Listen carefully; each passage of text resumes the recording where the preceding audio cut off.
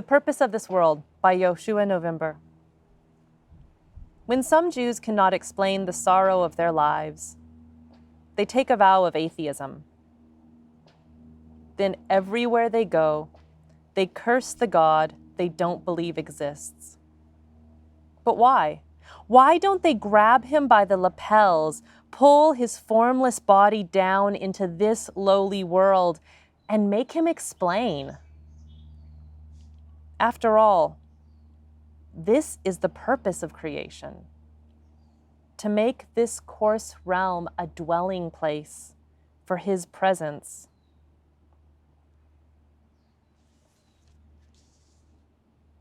But why? Why don't they grab him by the lapels and make him explain? It's a great line.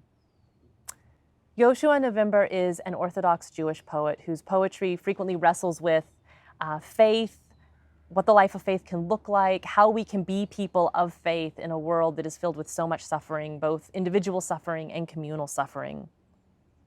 And in this poem, The Purpose of This World, November suggests that atheism seems to be a sort of a cop-out, especially if one is going to claim God doesn't exist and then blame him and be angry with him.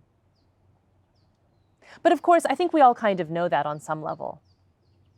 What gives this poem its energy is its later suggestion that perhaps the purpose of this world, the whole reason creation exists, is so that we can grab God by the lapels and make him explain.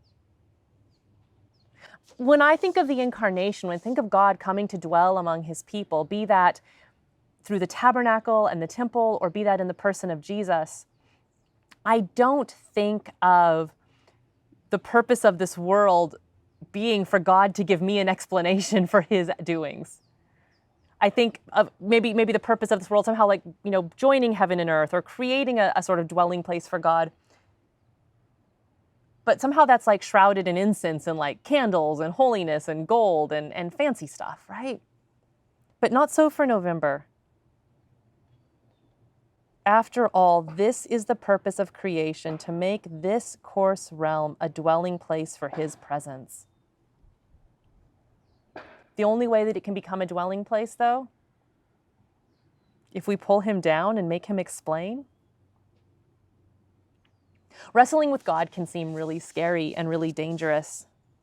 But in this poem, it seems that our suffering is maybe what demands the incarnation. Maybe it's our suffering that actually demands an answer for God, and that's the entire purpose of this world and of God's coming among us.